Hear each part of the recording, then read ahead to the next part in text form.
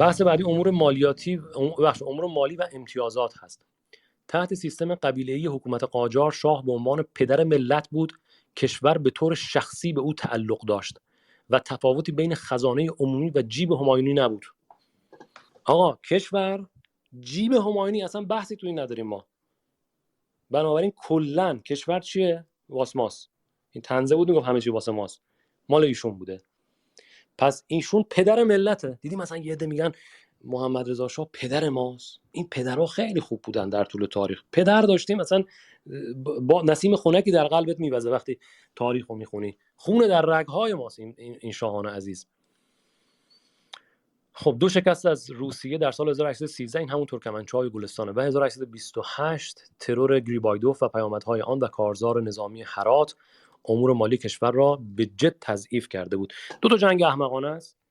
اون آقای قائم مقام فراهانی میگه آقا ما پول نداریم بخوایم بریم با روسیه، تکنولوژی نداریم. آخوند رو منبر میگه برو خدا با ماست. داستان قرارداد چیزها، ترکمنچای گلستان که قفقاز رو از ما میگیرن، اون تحقیر رو درست میکنن. میدونی داستانش چی بود؟ نه عباس میرزا دلش میخواد این کارو بکنه، نه خود اون فتح علی ننه مرده فتح علی شاه میخواست این کارو کنه. 4 تا آخوند دلقک. حالا دلیلش چیه؟ انگلیسی‌ها به اینا پول داده بودن این کار بکنن. انگلیسی‌ها بلند میشن پول میدن به 4 تا دلقک که بلندش برو منبر رو بگو که الیوم جهاد، و از اینا میرن جهاد. بعد این یارو میاد کشور ما رو میگیره، کلی هم میگه آقا باید پول بدی، باید هزینه عملیات نظامی رو به من باز پرداخت کنی. روسیه به ما بار میکنه. بعد از اونم ما رفتیم هرات، می‌خواستیم افغانستان رو دوباره بیاریم زیر نظر خودمون. زحمتی که میکشن انگلیسی‌ها نمیذارن. اشکالی داره؟ انگلیسی‌ها نمیذارن. بنابراین با خاطر لشکرکشی‌های نظامی که تو این وضعیت بد اینو انجام دادن، به شدت میگه وضع مالی تضعیف شده بود. اقتصاد هم که بالا دیدید، اقتصاد کشور رو به وخامت بود. پس از فتح علی شاه که بیش از 100 فرزند باقی گذاشت، تعداد زیادی حقوق بازنشستگی و وظیفه‌های افتخاری برای آنها ایجاد شد. آقا یه لشکر چی داره؟ فقط 100 تا بچه خودش به دنیا آورده. کانسلیسان از اندازه بیرونن. میگه همه اینا حقوق میخواستن، زندگی لاکچری میخواستن. بار مالی دولت اضافه شده بود که به شدت بر امور مالی سنگینی میکرد.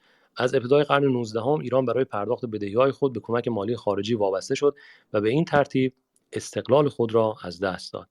بنابراین بعد از اینکه وضع این پادشاهان ضعیف میشه، میدونید عامل مشروعیت مثلا جانشین کی بوده؟ روسیه بوده رفقا. روسیه.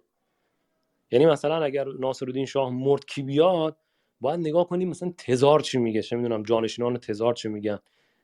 اون مهم بوده، اون تعیین کننده است. حالا جلوتر خود کتاب به صراحت توضیح میده، میگه دولت‌هایی که تو ایران بودن، حکومت‌ها اصلا کلا نوچن دیگه. اغلب از یک وابستگی به وابستگی دیگر تغییر فاز میدادن. یعنی انقدر روسیه به ما بد تا میکرد که میگفت آقا بریم تو دومن انگلیس. تا حالا نوکر روسیه بودیم، خیلی حاجی جباره، خیلی بدبختمون کرده، بریم انگلیس ببینیم چه کار او چه پیشنهاداتی میده. یعنی فکر میکردن مثلا با این کار مقداری اون ننگارش کمتر بکنن. پس از 2 درگیری با روسیه، بریتانیا مبالغ قابل توجهی را به ایران وام داد که ایران بتواند خسارات جنگ‌ها را بازپرداخت کند و خواستار خروج نیروهای روس از خاک ایران شود. همون 2 تا جنگ احمقانه‌ای که آخوندها رو منبر گفتم برو آقا الیوم چیه. در سال 1854 روس‌ها آخرین پرداخت ایران به خود را لغو کردند. چرا؟ جنگ کریمه شد. روسیه خودش در یک جنگ دیگه درگیر شد، برای اینکه ایران از این وضعیت سوء استفاده نکنه و یه سری کارها رو تو منطقه تنظیمات جغرافیایی رو عوض نکنه، مرزها رو عوض نکنه و اینا، اون اون قسط آخری جنگ با اون نمیخواد بدی که ایران چی بشه موقتا با همه چی. ببین دنیا کلا بر اساس منافع شخصی و ملاحظات ژئوپلیتیک جلو میره. با این حال بجز این 2 استثناء، درآمد دولت به طور کلی مازاد هم داشت و از مازاد چیکار میکردن؟ هر جا یه پولی به وجود میومد که نیازی نبود بدن روسیه و انگلیس، چیکار میکردن؟ جواهرات و طلا برای خاندان سلطنتی شامل قطعات و شمش‌ها تهیه میشد. این وضعیت با سفرهای شاه به اروپا پس از سال 73 معکوس شد. بعد از اینی که شاهان شروع میکنن بریم فرنگ، دیگه پولی حتی نیست که با شمش طلا بخرن و جواهر. دیگه فقط باید وام بگیریم، با بدهی باید بریم سفر، کشور میفروشیم میریم سفر.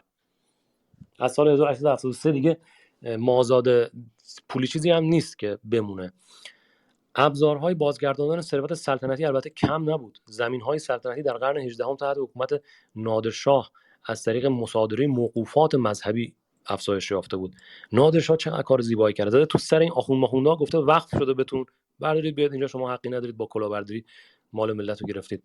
میگه که این زمین ها رو چیکار کرده بودن؟ زمین های سلطنتی شده بودن. بعد اینا که کم میارن زمین های سلطنتی میدن نور چشمی ها به صورت همون تویولداری. این زمین ها اسم آنها خالصه بود، به عنوان تویول موقتا اجاره داده میشد، به عنوان روشی برای جبران خدمت.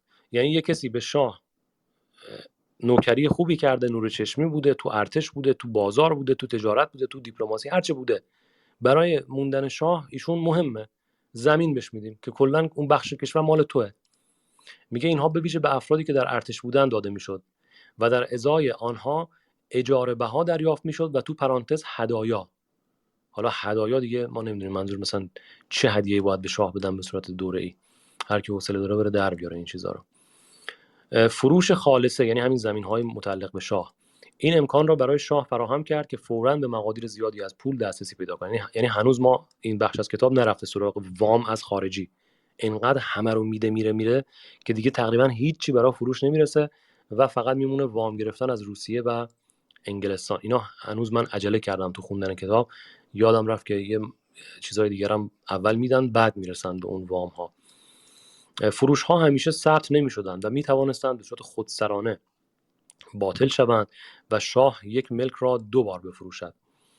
املاک بزرگ به طور تدریجی به مالکان جدید و به طور فزاینده به افرادی که ارباب نام گرفتند منتقل شدند، که اغلب بازرگانان بازار بودند و می‌خواستند فعالیت‌های خود را به سمت محصولات کشاورزی سودآور تغییر دهند. یعنی اون چیزی که اون بالا گفتم که ابریشم و تریاک و پنبه و چیزای اینجوری، این اربابا بخششون چی بودن؟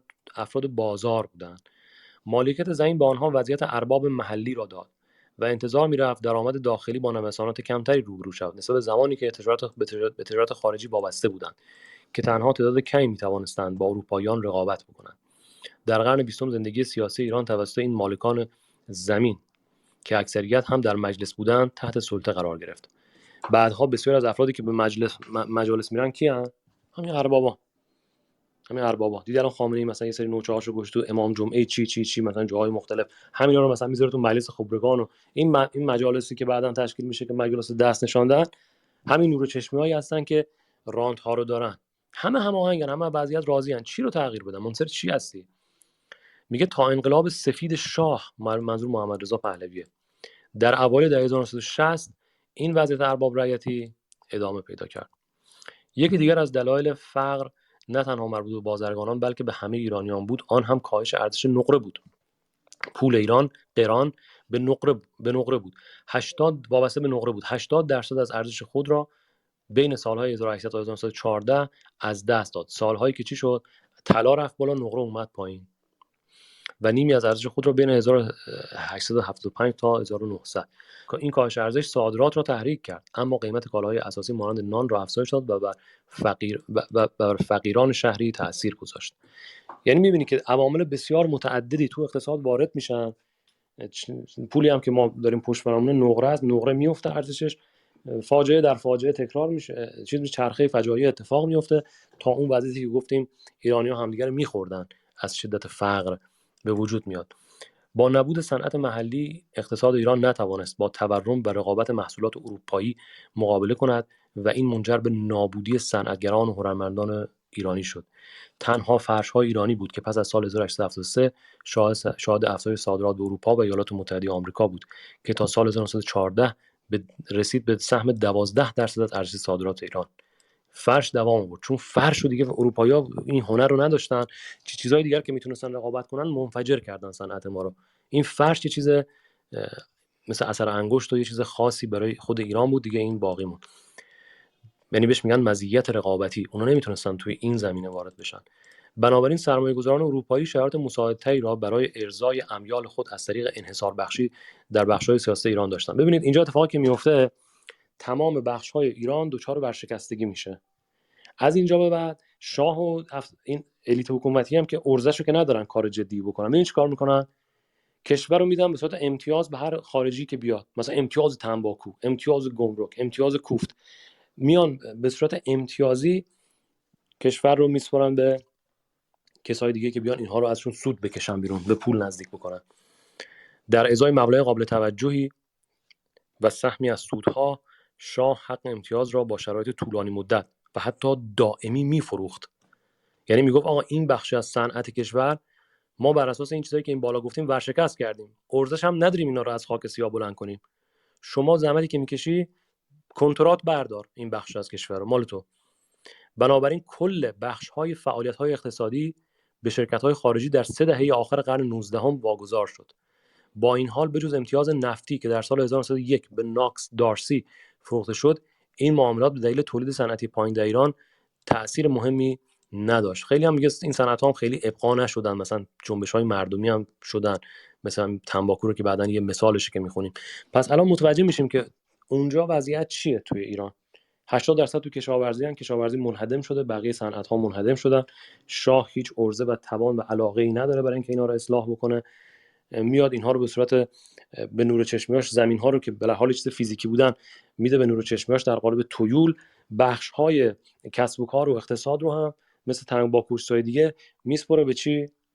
شرکت‌های خارجی که بیاید از اینا سود بکشید، برین یه اجاره هم به من بدید. ملک تلقش بوده ایران ملک تلقش بوده، دوست داشته اینجوری سود برسونه به خودش. در سال 1872 پس از قحطی بزرگ و در آستانه اولین سفرش به اروپا، ناصرالدین شاه امتیاز ساخت راه آهن و تراموا، معادن زغال سنگ و فلزات، کارهای آبیاری مثل سدها و پلها را و ایجاد یک بانک شاهنشاهی و مدت گمرک و بخش‌های مختلف دیگر را به بارون رویتر، یک شهروند بریتانیایی، فروخت و عملاً یک انحصار 70 ساله به او داد. تمام این بخش‌های از اقتصادی که خوندم، تمام اینا رو یه قرارداد تنظیم می‌کنی، میذاری جلو دست، یه امضا میندازی پاش. 70 سال مال یه شهروند بریتانیایی به نام بارون رویتر. چقدر یه پولی بده من میخوام برم مثلا فرنگ چرخ و دوری بزنم و بیام. یه تیکه گنده از اقتصاد ایران مال تو هستن، برو حال شو. فقط یه صبح به صبح که مثلا منو می‌بینی یه چشمکی بزن سر ما هم مثلا یه اجاره‌ای به من بده. پس در سال 1872 یه قحطی بزرگ تو ایران میاد و شاه ناصرالدین شاه میخواد بره اروپا، پول اینا کمه، امتیاز ساخت راه آهن میده، تراموا میده، معدن زغال سنگ میده و فلزات، و از ایجاد سد، پل، ایجاد بانک شاهنشاهی و بخش‌های گمرک و بخش‌های دیگر هم نوشته و قسمت‌های تقریبا میشه این بخش بزرگ اقتصاد داد رفت به یه شهروند بریتانیایی به نام بارون رویتر. بریتانیایی‌ها از بخش این قرارداد اعلام نگرانی کردن. میدونی کدوم بخش بود؟ یعنی این یارو انگلیسیه، شهروند انگلیسیه اومده بخش بزرگ اقتصاد ایرانو برداشته، دولت بریتانیا از پاره ای از موضوعات نگرانه. میدونی کجاش نگرانه؟ راه آهن. میگه اگه راه آهن اینا بزنن، روسیه بلند میشه، پرو میشه اینجا، ترانزیت میکنه از شمال به جنوب و اینا، برو زیر آب راه آهن بزن. راه آهن نمیخواد ایرانیا، راه آهن میخوان چیکار؟ اصلا نمیخوان. اینجوریه. دست یک شهروند چیه؟ دست یک شهروند انگلیسیه. برای شاه ایران در طول سفرش به بریتانیا توافقنامه امتیاز را نهایی کرد. این به معنی چیزی کمتر از ایجاد جدیدترین صنایع کارآمد اروپایی نبود. احمق شاه چی فکر میکرد؟ میگفت آقا مگه این معترضا و اینا نمیگن که میخوایم پیشرفت بکنیم؟ ای بابا، کنترات نصف کشور دادن به رویتر، یه شهروند انگلیسی، خودش میکوبه میره جلو، منم میرم سفر فرنگ دیگه. کسی اینجا اعتراض داره به من؟ پس راهکار شاه برای اینی که اقتصاد رو از این خاک خفت بلند کنه چی بوده؟ حالا این رویتر یه مثالشه دیگه، جلوتر که بریم از این آدما زیاده. می اومده بخش‌های مختلف کشور رو میداده دست یه سری آدما 70 سال 60 سال اینجوری. اما اعتراضاتی از سوی حتی خانواده خود قاجار به وجود آمد و در نهایت شاه رو به تردید انداخت و در 1800 یک سال بعد و به فاصله یک سال بعد 1873 امتیاز رویتر لغو شد. پس هم خود دربار ناراحت شد، بعضیاشون گفتن خیلی زیادی بخشیدی، هم خود دولت انگلیس با اون بخش راه آهنش مشکل داشت. درسته که ما ایران راه نداشت و نبود راه اینقدر باعث مرگ و میر شده بود و قحطی اومده بود، ایرانی ها هم دیگه میخوردن، ولی برای انگلیس این چیزا مهم نیست. میگه این راه آهن روسیه هم استفاده میکنه، پس کل قضیه رو کنسل میکنی عزیز جون. مردم میمیرن که میمیرن، مسئله من نیست. راه آهن نمیسازی تو این کشور. بله. حالا بعدن هم مثلا میسازن، اونم دلیل داره ها که تو دوره رضا شاه میسازن. اونم دلیل داره بعداً میگم. یعنی مسائلی که خاندان ایران ساز تو وقتی که دولت دست مردم خود مردم نباشه همینه دیگه. اولین کارها برای احداث راه آهن از تهران به آبادان بله در حال انجام بود مطابق با تعهدات رویتر، ولی با لغو قرارداد او خواستار غرامت کامل شد. آقا قراردادی که بستی فردا نمیتونی بلند شی بگی لغوش کردم، حالا بسی غرامت بدی. اینم شد قوز بالای قوز. سفارت بریتانیا از این تغییر مسیر آرام شد، زیرا خط شمال جنوب راه آهن دسترسی روس‌ها به دریای گرم را ایجاد می‌کرد. بریتانیا همچنین مشتاق بودند که از تحقق راه آهنی که قفقاز را به تبریز متصل می‌کرد جلوگیری کنند. طی 50 سال پیشنهادات برای گسترش شبکه راه آهن در ایران با همین رقابت انگلیس و روسیه به تأخیر افتاد. هر قدرتی از این می‌ترسید که راه آهن منافع قدرت دیگر را پیش ببرد. پس ما در حالی که دنیا به راه آهن رسیده، در حالی که سرمایه گذار هست، همه چی آماده است که راه آهن بزنن، اقتصاد رو از این خفت یه مقدار جلو بزنن. این یه مثال شاه در تمام مسائل به دلیل بیشعوری شاه و رقابت قدرت‌های خارجی منافع منفجر میشه. اینا مثال هاشه که داریم با هم میبینیم. در سال 1887 شاه یک بعدن که میبینی ستار خان و باقر خان و میرزا کوچک خان و سردار اسد و اینا میبینی هفتیر میکشن و اینا، سر اینه ها که میگن خارجی ها باید برن دیگه، ما یا ما باید کشته بشیم یا اینا باید برن. دلایلش این مسائله که میبینی کشور در چنبره خارجی ها هستش و منافعش داره از بین میره. در سال 1887 شاه یک توافقنامه محرمانه با روس‌ها امضا کرد که بر اساس آن تعهد کرد که هیچ ساخت و ساز راه آهنی در این کشور انجام نمی شود مگر با موافقت روس‌ها. پس یه چیزایی علنیه که مردم میفهمن، یه چیزایی هم اون پشت اتفاق میفته. وقتی که شاه رفت با انگلیسی‌ها قرارداد نوشت که راه آهن بکشن، روسیه عصبانی شد، گفت پدر سوخته میخوای بدون مثلا اجازه من راه آهن برات بکشه این آقای چیز، این آقای رویتر؟ شاه گفت من غلط بکنم، یه کاغذ آوردم محرمانه امضا کرد که دیگه تو این کشور راه آهن نمی‌ذارم مگر که ارباب اجازهشو بده. شما سطح کنترل خارجی رو می‌بینی؟ میخوام راه آهن بکشم، اجازه نیست راه آهن بکشی، رو تو زیاد نکن. این وضعیت شاه مملکته. بعد جلوتر یه دلغک داریم توی ارتش قزاق به نام رضاخان، این احمقای پهلوی پرست میگه آ این نیروی میان پرستی بوده، بابا مورچه چه کله پاچه‌اش چی باشه، این شاه مملکت دیگه دلغک متحرکه، خودش و وزراش هیچن، صفرن، حالت به هم میخوره هر چی صفحه تاریخو میخونی. بعد این یارو که تو ارتشی بوده که رئیسش کلا قزاق بوده و بخش روس بودن و اینا، آخه این که نمیشه بگه این آدم ملی و میهن پرست. این آقا رفته در خدمت خارجی و مردم آزادی خواهان کشته. همه اینا رو میخونیم، من تمام رفرنساش هم هست. هر دانشگاهی که جز 10 دانشگاه برتر دنیاست بردارید منابعتون رو بیارید. منابع من 2 کتاب هست تو کانال تلگرام بالا سرم. میزانش بیشرمی و دروغ بستن به تاریخ اصلا نگفتنیه. در سال 2000 خب پس این شاه رفت پشت صحنه گفت دیگه بدون اجازه روس‌ها قرارداد تو کشور راه آهن نمی‌کشم. شاه امتیازات دیگری عمدتاً که در بخش‌های مختلف اقتصادی بود را اعطا کرد. پس از سال 1862 او امتیاز یک خط تلگراف که لندن را به بمبئی متصل می‌کرد به انگلیسی‌ها فروخت و پس از آن خطوط فرعی که شهرهای اصلی ایران را به شبکه اصلی متصل می‌کردند برای جاده‌ها و راه آهن در غرب و جنوب کشور، برای ناوبری و نصب بنادر در دریای خزر.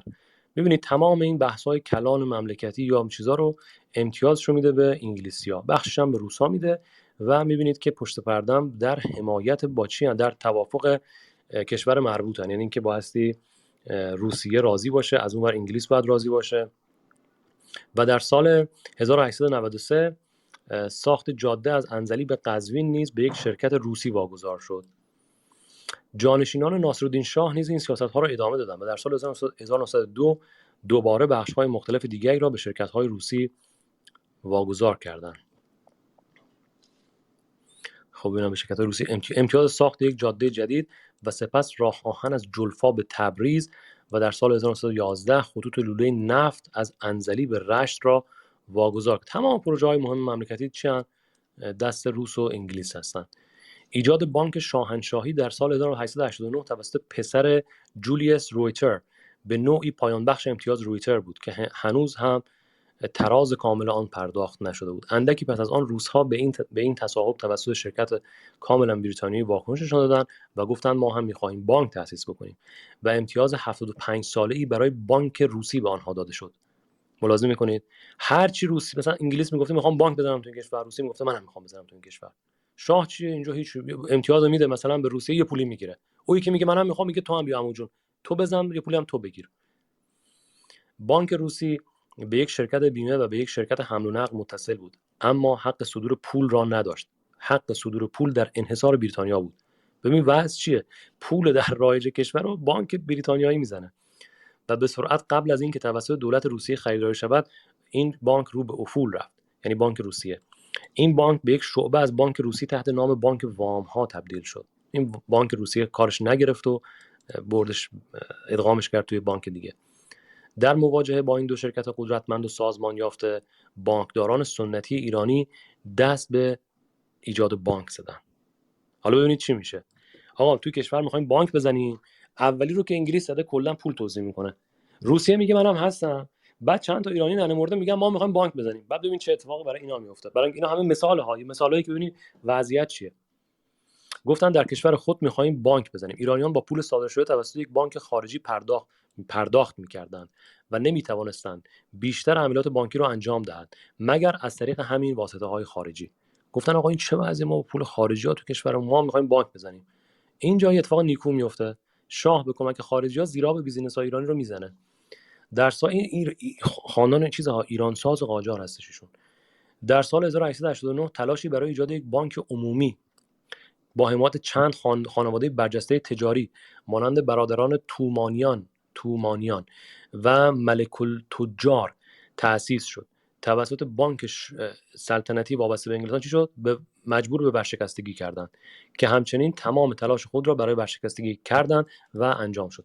یعنی همون بانک اولی بود که انگلیسی‌ها زده بودن، اسم بانک بود بانک شاهنشاهی به اسم شاه بود ولی بانک انگلیسی‌ها بود. زمانی که ایرانی‌ها خواستن واقعا بانک بزنن، همون بانک با کمک شاه بانک ایرانی‌ها رو چیکار کرد که مردم ایران زده بودن؟ ورشکسته کرد. اینجوری میخوای کشور رو بسازی ها؟ پروژه رو میدی دست خارجی‌ها که کشور رو بدوشن، به نفع خودشون کار کنن، اینقدر قحطی بالا بزنه که مردم همدیگه رو بخورن. هر بیزینسی که ایرانی‌ها خواستن درست کنن زوری ورشکستش میکنیم. امتیاز دادیم دیگه، به خارجی‌ها امتیاز فروختیم، باید جواب بدیم، باید اینا سود کنن، اینجا باید اصلا انحصاری کنن، انحصاری باید سود کنن. بعدها پروژه مشروطه خواهان برای تأسیس یک بانک ملی موفقیتی نداشت. حتی بعدا مشروطه خواهان هم خواستن این کار رو بکنن، نشد. ایرانیان باید تا سال 1928 در دوره رضا شاه صبر می‌کردند تا یک سیستم بانکی ملی که تحت کنترل دولت خود بود و پول صادر می‌کرد و پس‌انداز ایرانیان را جذب می‌کرد تأسیس بکنند. این بانک در طی چند سال جایگزین بانک شاهنشاهی، همون یعنی بانک وابسته به انگلیس شد.